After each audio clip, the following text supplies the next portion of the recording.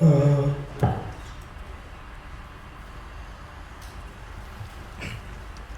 ya baik. Di sini saya ingin menyepakati kepada para peserta semua, mau berapa pertanyaan? 2 atau 3? Ya baik, 3 pertanyaan. Baik, untuk yang mau bertanya dipersilakan.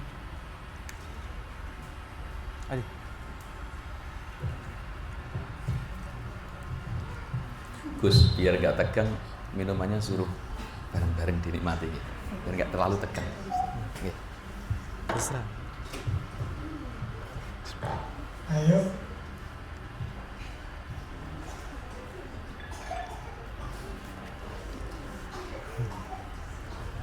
Gus. Ustaz, di belakang. Ada. Nanti dijawab sama Gus Bintang dulu. Alurnya. Ya.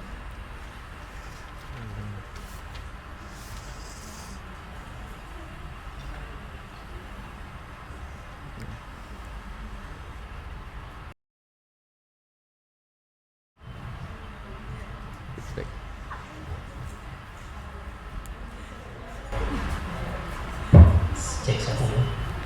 Baik, bismillahirrahmanirrahim. Assalamualaikum warahmatullahi wabarakatuh. Waalaikumsalam warahmatullahi wabarakatuh. Dan syukurillah, la haula wala quwwata illa billahil aliyyil azim.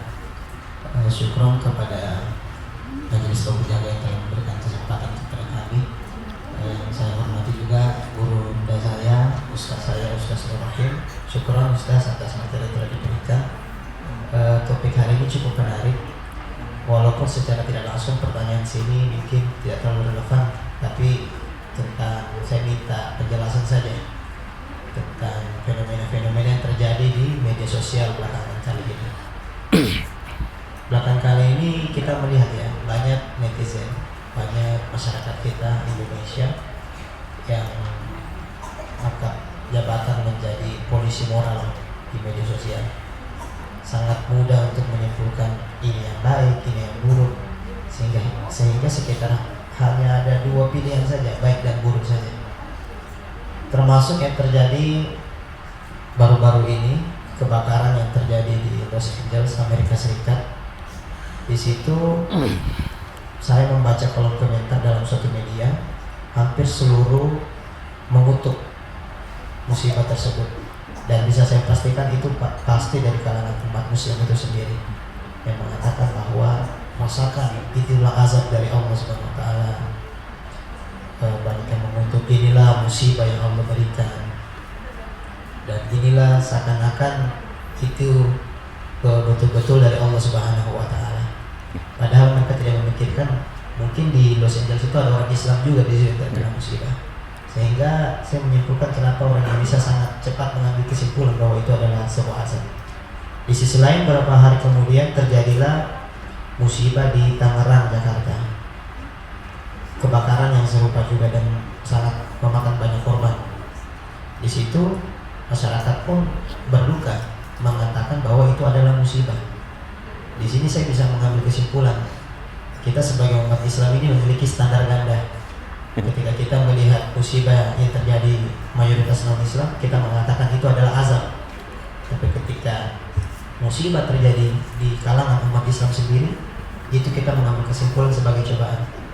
Kira-kira kesimpulan apa yang benar yang bisa kita ambil? Terima kasih. Satu dulu. Mungkin bisa langsung lagi, nanti bisa disaling sambung. Yang jawab itu nanti Gus Bintang juga bisa. Mungkin ada yang lain lagi? Apa lagi? Ya, ayo Mbak.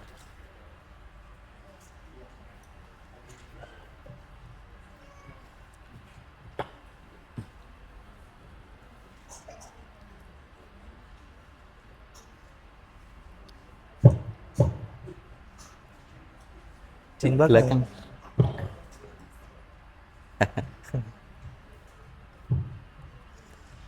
Assalamualaikum warahmatullahi wabarakatuh. Waalaikumsalam warahmatullahi wabarakatuh. Terima kasih atas kesempatan yang telah diberikan.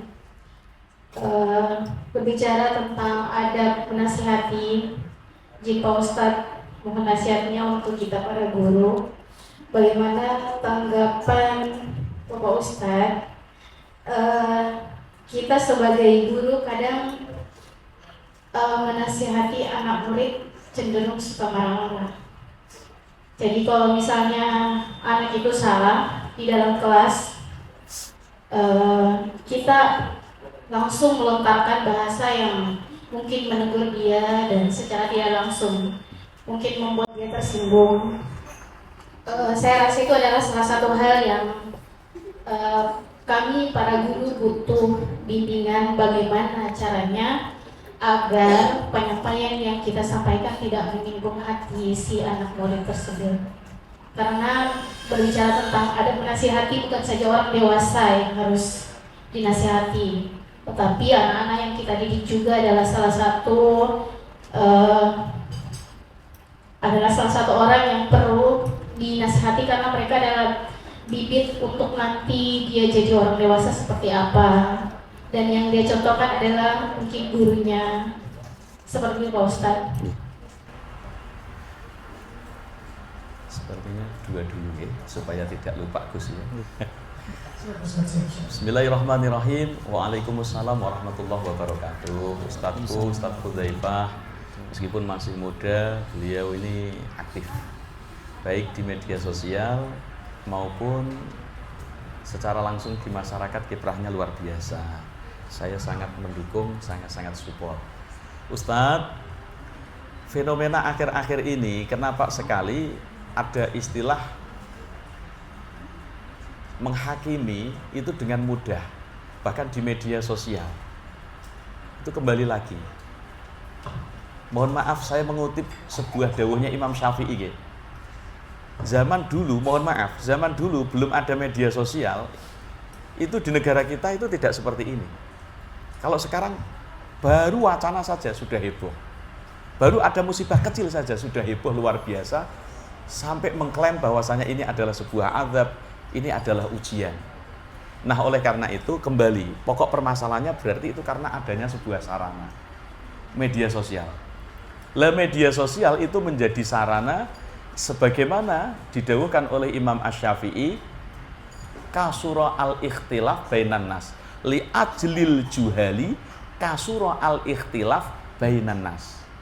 Zaman akhir nanti itu banyak sekali perselisihan, barang perkara sedikit, problem sedikit saja itu menjadi besar.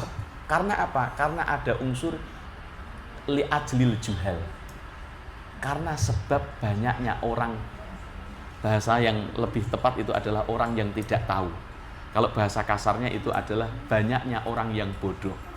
Karena banyak orang yang bodoh, sehingga difasilitasi dengan adanya media sosial, maka dia akan semakin leluasa menghakimi. Semuanya itu berstatus menjadi hakim. Nah, itu karena apa? Li ajlil juhal. Li ajlil juhal. Karena ilmunya atau wawasannya itu tidak luas, termasuk saya. Jadi saya kembali lagi, saya sering menyampaikan apa yang ada di depan itu bukan berarti sempurna, tapi ada kekurangan, termasuk saya. Jadi ketika kita itu ada adu argumentasi, mengklaim bahwasannya saya ini adalah yang paling benar, menjadi hakim, maka bisa dipastikan itu adalah justru memperlihatkan bentuk kekurangan wawasan kita. Nah, ini ada keterangan dari Syekh Sya'id Al-Yamani. Beliau menjelaskan bahwasanya idza zada nadhurur rajuli ittasya'a fikruhu wa qalla inkaruhu 'alan nas. Ketika seseorang itu semakin bertambah luas wawasan ilmunya, maka akan terbuka cakrawalanya. Kalau sudah terbuka cakrawalanya, maka tidak mudah menghakimi orang lain. Nah, contoh ketika ada musibah, maka di situ langsung kita klaim bahwasanya ini adalah sebuah azab. Kalau ini adalah sebuah ujian, ya dengan alasan karena saya berpihak. Kalau di Indonesia sendiri mayoritas agama Islam, saya berpihak, saya mengatakan ini adalah ujian. Tapi kalau di California, saya mengatakan ini adalah azab karena saya tidak sejalan. Nah, pemikiran saya semacam ini menunjukkan saya ini kurang wawasan. Kalau kita wawasannya bertambah, maka akan luas cakrawalanya sehingga tidak mudah mengklaim. Kalau tidak mudah mengklaim berarti karena ada ilmu. Contoh, ketika kita sudah mendengarkan pemaparan dari Syekh Abdul Qadir Jailani terkait bahasa masalah musibah diturunkan kepada seorang hamba, itu tidak terlepas daripada salah satu 3 tujuan. Jadi ketika ada musibah yang datang secara massal, maka fungsi dan tujuan musibah itu berbeda-beda setiap individu. Begini Ustadz, logikanya. Di Bepas, tidak usah jauh-jauh, belakang pasar Yutefa, ini ada kebakaran. Banyak loh orang yang mengklaim bahwasanya itu sebuah azab. Karena di belakang pasar banyak perjudian, banyak maksiat-maksiat yang lain yang tidak bisa disebutkan. Sehingga itu bentuk azab. Maka apabila disapu rata, itu tidak tepat. Karena apa? Yang menjadi korban juga banyak orang yang ahli ibadah, yang menjadi korban juga banyak orang yang baik. Maka dari situ kembali lagi untuk menilai ini termasuk azab, ini termasuk bencana yang disebut dengan ujian, apakah ini sebagai pelebur dosa, maka itu tidak bisa secara massal. Kita tidak bisa klaim secara massal, tapi kembali pada individu masing-masing. Buktinya di California, itu banyak orang yang muslim, tapi juga menjadi korban. Nah, seperti itu gambarannya. Jadi sekali lagi, jawaban dari saya pribadi, mohon maaf kalau ada kekurangan, banyaknya carut-marut perdebatan di media sosial, itu karena li'ajlil juhal kasuro al-ikhtilaf bainan nas. Karena banyak orang yang tidak tahu sehingga mudah memicu perdebatan di antara khalayak umum. Kapan orang semakin bertambah ilmunya akan semakin luas cakrawalanya sehingga tidak mudah menyalahkan orang lain. Saya rasa begitu Ustadz. Mudah-mudahan Ustadz nanti bisa menambahi. Terus kemudian Mbak, saya akan menyampaikan bahwasanya saya juga seorang guru. Guru di mana kami bersama-sama termasuk di sini ada Mbak Umi, ini adalah teman ngajar saya. Di Madrasah Diniyah Al-Muhajirin tempat kami bernaung, di situ kurang lebih 124 anak. Kepala berbeda, isinya berbeda, karakternya berbeda, cara menyikapinya juga berbeda-beda. Sehingga tidak segan-segan, bahkan saya itu sering kalau sedang marah itu justru malah melanggaran aturan menasihati. Nah, tapi ada triknya. Bagaimana caranya supaya ketika kita menasihati dengan marah-marah sekalipun, tapi dia tetap menerima, tapi dia tetap lengket dengan kita. Saya ini punya murid di kelas saya tidak banyak, cuma 16. Murid 16 ini kalau saya sedang menyampaikan hal yang agak keras, mereka mungkin juga ya agak minder, agak takut. Mungkin di dalam hatinya, saya memiliki keyakinan, mungkin saja ada yang sakit hati. Tapi bagaimana caranya supaya mereka menerima? Maka setelah kita menyampaikan nasihat dengan marah, itu disusul dengan nasihat yang lembut. Sehingga bagaimana caranya? Dengan pembuktian, anak-anak itu tidak lari dari kita. Itu diantaranya, masih lengket dengan kita. Beda lagi kalau Mbak Umi, kalau ngajar memang banyak lembutnya. Saya tidak nyanjung, memang apa adanya seperti itu. Jadi Mbak, kalau saya pribadi sama seperti Mbak. Artinya ketika menyampaikan nasihat kepada anak dengan marah, maka anak itu beda-beda. Ada anak yang memang bisa menerima, ada yang tidak bisa menerima. Jadi ketika kita marah, maka jangan sesekali pada anak yang tidak bisa menerima. Dan anak yang bisa menerima, itu sebisa mungkin kita susul dengan nasihat yang lembut, supaya ketika dia merasa sakit hati, maka sebisa mungkin langsung luluh. Jadi saya menyampaikan dengan pendapat saya, jawaban saya, yaitu tadi, wa'at bi'is sayyi'atal hasanata. Ketika kita habis melakukan sebuah kesalahan, bagaimana caranya kita menyusul dengan kebaikan, supaya kebaikan tersebut bisa melebur kesalahan yang ada. Nah ini saya praktekkan, ketika saya habis menasihati anak murid itu dengan nada keras, maka sebisa mungkin nanti harus disusul dengan omongan yang agak lembut, syukur-syukur dibarengi candaan, sehingga perkara yang tadinya itu sebetulnya menyakiti hati, tapi tidak sampai membekas sehingga bisa hilang. Nanti kalau memang ada kekurangannya, tolong dimaklumi, tolong ditambahi. Sudah Gus. Baik, terima kasih untuk Ustadz Huzaifah dan Ustazah Mirda, jawabannya cukup. Baik, terima kasih. 2 pertanyaan sudah dipenuhi, sisa 1 lagi. Ayo.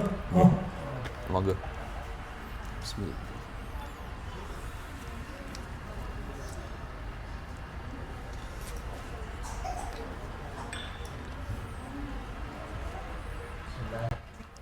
Assalamualaikum warahmatullahi wabarakatuh. Waalaikumsalam warahmatullahi wabarakatuh.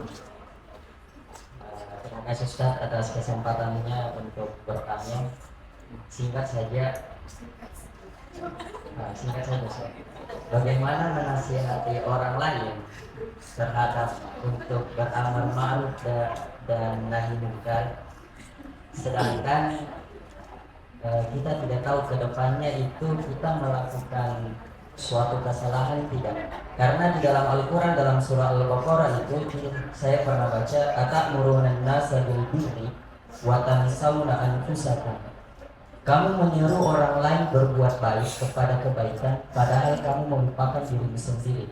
Pertanyaannya Ustaz ini, apakah kita boleh menasihati orang lain kepada suatu hal kebaikan atau nahi munkar, sedangkan kebaikan itu kita tidak pernah lakukan, atau nahi munkar itu pernah, bahkan mungkin kita marak melakukannya?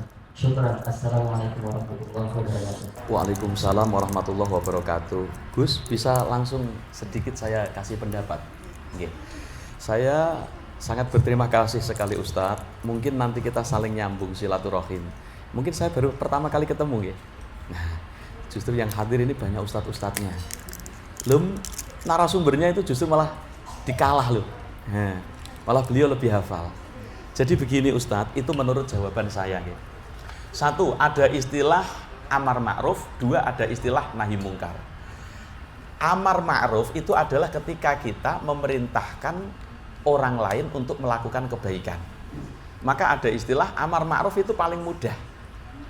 Sedangkan yang paling terberat itu adalah nahi mungkar. Nahi mungkar itu adalah mencegah kemungkaran.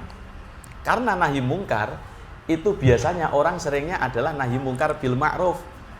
Sedangkan orang itu kalau tidak mampu amar ma'ruf, nahi mungkarnya bil ma'ruf, itu nanti nahil mungkarnya bil mungkar. Mencegah kemungkaran dengan cara mungkar.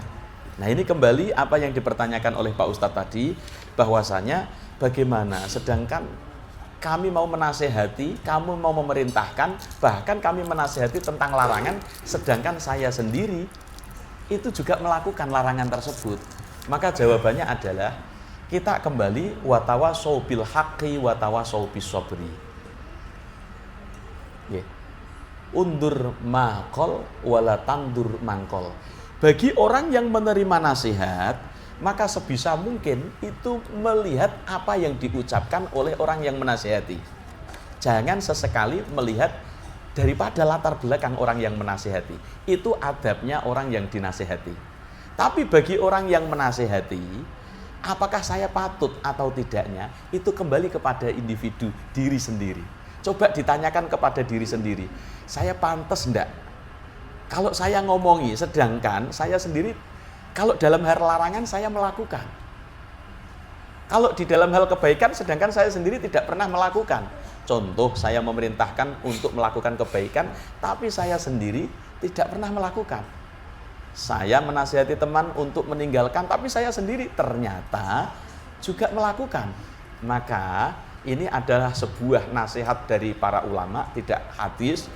Lisanul hali afsahu min lisanil maqal. Nasihat yang berupa perbuatan, tindak tanduk yang memberikan contoh, afsahu min lisanil maqal, justru jauh lebih mengena di dalam hati sanubari orang yang dinasehati daripada min lisanin maqal, daripada ucapan yang berupa nasihat tapi nasihat itu berupa ucapan. Intinya begini, Gus. Ini ada sampah berserakan. Saya mohon maaf, saya minta sama jenengan, Gus, itu sampah diambil, sampah masukkan ke tong sampah. Ini namanya lisanul maqal. Kita memerintahkan, kita menasihati, kita amar ma'ruf, tapi hanya dengan ucapan. Itu boleh apa tidak? Boleh. Itu kembali lagi, perkara baik kita sampaikan, boleh. Tapi kembali diri kita kepengin memberikan nasihat, itu kan tujuannya siapa tahu supaya diterima. Lah, kalau kita kepengin diterima, cara memberikan nasihatnya adalah dengan cara lisanul hal. Nggak usah banyak ngomong, langsung ngambil sendiri. Ayo mas, sambil memberikan contoh. Nah, maka Ustadz, kalau menurut saya, ketika kita mau menasihati orang lain, maka sebisa mungkin, jika itu berupa larangan, maka sebisa mungkin larangan itu bisa dipastikan kita nggak pernah melakukannya.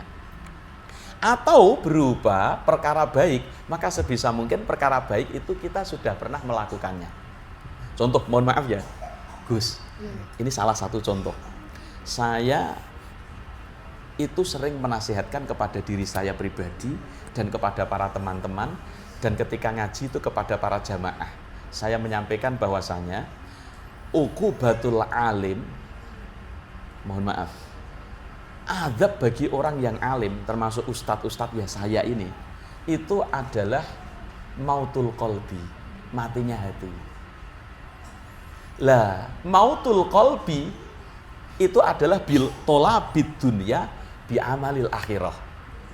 Ini sering menghantam dan menghantui diri saya. Semuanya orang yang paham dengan saya, itu latar belakang saya ini kan imam masjid.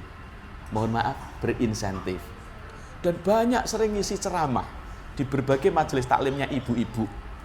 Itu juga mohon maaf, saya tidak pernah meminta, tapi berinsentif. Tapi ketika ada sebuah nasihat dari Imam Al-Hasan Al-Basri, azab bagi orang yang alim itu adalah hatinya mati. Kenapa hatinya mati?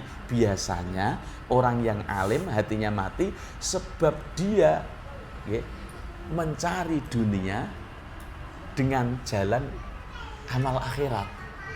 Nah itu akhirnya menghantam diri saya sendiri. Makanya sering saya sampaikan kepada khalayak jamaah, termasuk bapak-bapak yang setiap hari Kamis saya ini menyampaikan di Giyad bin Rohtal, bimbingan rohani dan mental.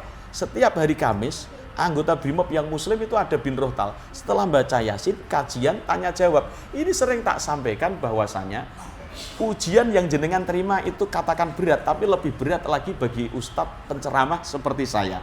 Karena apa? Hati saya mudah mati. Hati itu kalau mati, maka ada dua konsekuensi. Satu, berat melakukan ketaatan, amal ibadah. Kebaikan itu berat. Yang nomor dua, sulit menerima nasihat kebaikan. Itu kapan hatinya mati. Maka kalau hati kita mati, cara mendeteksinya adalah ketika kita dinasihati kok bendal, nggak mempan, bisa dipastikan mati. Penyakitan. Penyakit karena apa? Karena banyak maksiat yang kita lakukan, bisa juga. Terus kemudian saya menasihatkan kepada diri saya dan kepada khalayak jamaah, kalau urusan akhirat jangan sampai itu menjadi orientasi, yang jadi orientasinya itu adalah ghurdun duniawi. Jangan sampai mau melakukan amal ibadah akhirat tapi orientasinya karena mau mendapatkan duniawi. Itu sering tak sampaikan. Dan begitu juga kepada teman-teman yang bantu ngajar di madrasah, tolong, ini diniati malaikatan. Jika memang ada, kok kita terima, maka itu rezeki kita, alhamdulillah. Kok jika tidak ada, jangan pernah kita meminta. Nah, berarti ketika kita mau menyampaikan perkara yang baik atau yang disebut dengan amar ma'ruf, maka sebisa mungkin kita harus memberikan contoh dulu, yaitu yang disebut dengan lisanul hal. Jangan sampai kita belum pernah bertindak, tapi ternyata kita menyampaikan perkara yang baik, malah justru apa? Justru tidak mengena di dalam hatinya orang yang kita nasihati.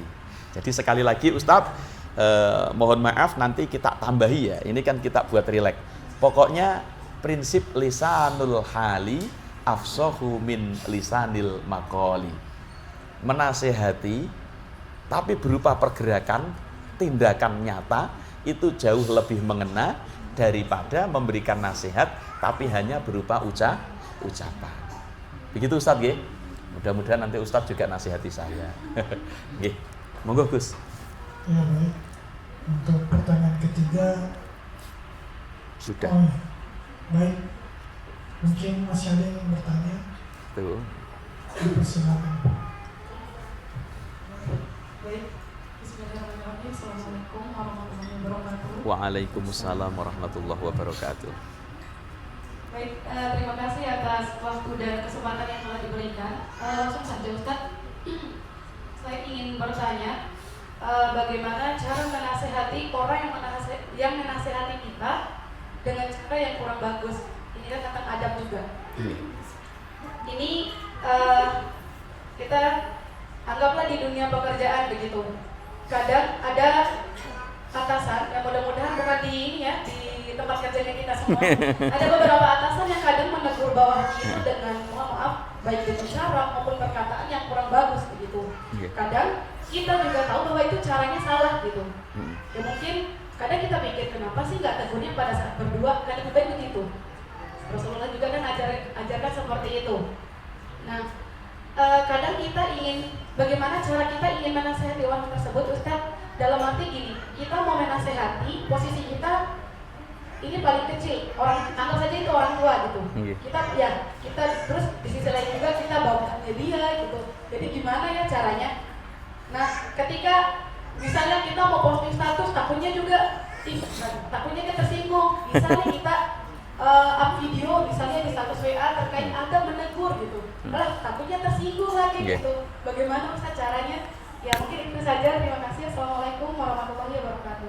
Waalaikumsalam warahmatullahi wabarakatuh. Mbak, ini ada setengah curhat atau tidak? Anggap saja tidak ya. Tapi realitanya demikian. Di tempat kerja manapun itu pasti ya kita akan menjumpai atasan yang terkadang memberikan nasihat kepada kita itu yang tidak sesuai dengan adab. Ya maklum saja, tidak semuanya orang itu mengetahui tentang adabnya memberikan nasihat. Dan kadang-kadang atasan itu lebih cenderung memberikan nasihat itu terang-terangan di tempat umum, di kanan kiri kita itu banyak halayak. Sehingga yang ada itu tadi, idza nasuhtani alal infirad faqad nasuhtani. Ketika engkau itu memberikan nasihat kepadaku dalam keadaan sendiri, maka betul-betul menasihati. Tapi kalau amaman nas, maka fadhahtani, nyata-nyata engkau itu mempermalukanku atau engkau itu langsung memaktikan karakterku di hadapan orang lain. Jadi begini Mbak, kalau menurut saya, orang memberikan nasihat kepada kita dalam keadaan begitu, dia itu tidak tahu tentang aturan daripada adab memberikan nasihat.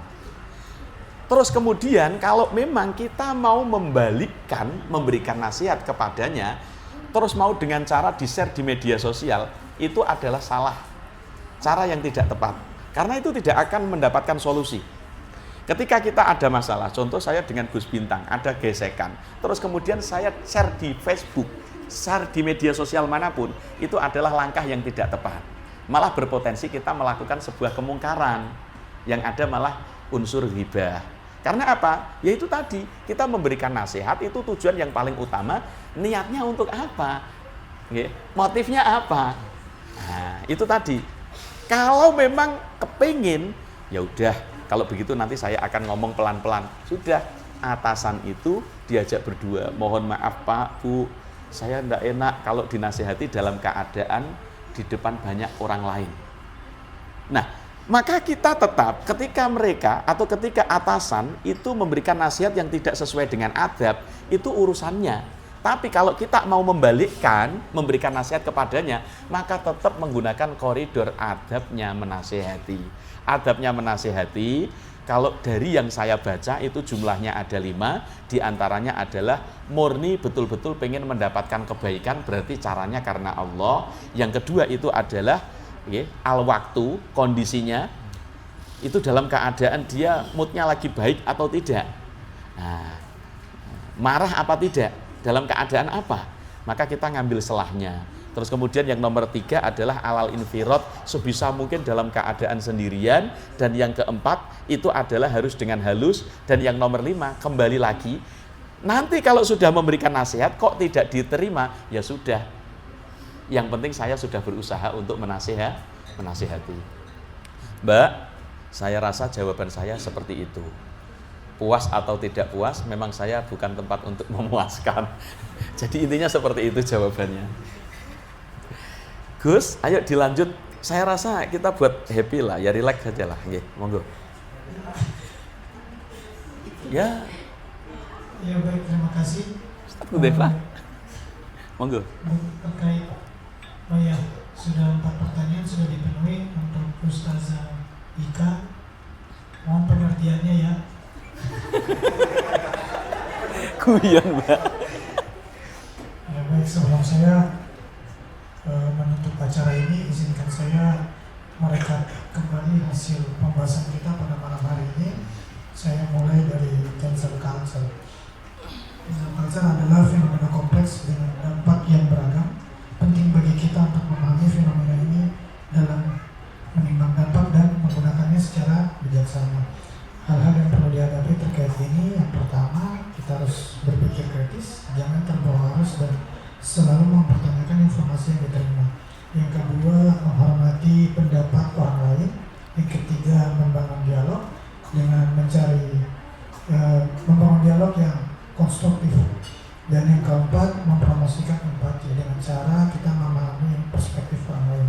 Dan yang kedua, terkait dengan menasihati, di sini saya juga memberikan beberapa catatan, antara lain terkait iman, bagaimana kita membenarkan, lalu meyakini, diucapkan, dan diamalkan dengan perbuatan. Dan terkait dengan musibah yang menghampiri kita, Allah sengaja dengan 3 tujuan, yaitu yang pertama sebagai bentuk azab atau ukubah, dan yang kedua, Ustaz minta maaf, kalau tidak ukubah, kalau tidak azab, maka bisa juga itu takfiran lidunub, sebagai pelebur dosa. Kalau tidak azab, tidak pelebur dosa, maka bisa juga itu proses ujian. Proses ujian, oke. Ya mungkin begitu. Dan yang terakhir dengan adab menasihati. Yang pertama, bagaimana cara kita menasihati itu dengan niat kita. Dan yang kedua, waktu. Kita harus melihat momen saat menasihati orang lain, yang ketika apakah ini ada orang atau tidak, begitu. Dan yang terakhir adalah bagaimana kita memberikan nasihat namun tidak dalam bentuk paksaan. Mungkin seperti itu saja. Sebelum kita tutup kegiatan ini, kita akan lanjut dengan doa. Mungkin Ustaz Yasir. Ya, Ustaz Yasir. Waktu dan tempat kami persilakan. Monggo Ustaz Yasir, dari belakang atau dari depan?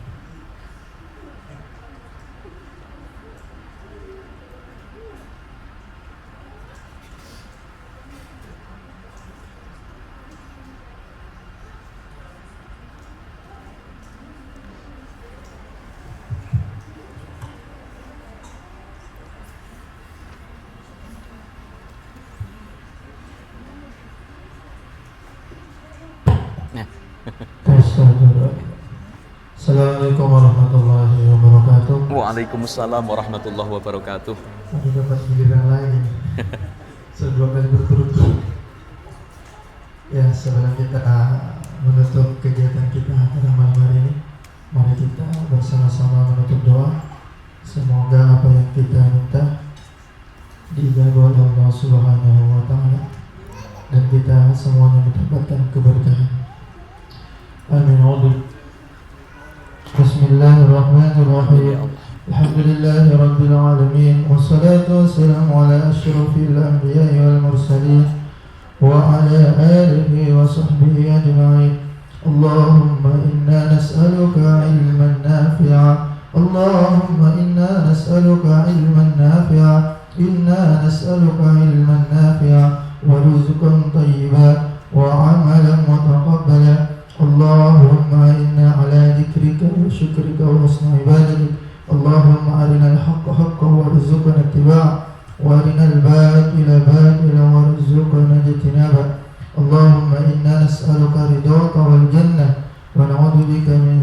سخطك والنار ربنا آتنا في الدنيا حسنة وفي الآخرة حسنة وقنا عذاب النار سبحان ربك رب العزة عما يصفون وسلام على المرسلين والحمد لله رب العالمين. Sekian, wassalamualaikum warahmatullahi wabarakatuh. Waalaikumsalam warahmatullahi wabarakatuh. Ya baik, terima kasih kepada Ustaz Yasir karena sudah membacakan doa. Mungkin begitu saja. Berikutnya kita lanjut ke sesi foto. Ustaz, kita mau foto. Mari Gus. Ya. Di mana?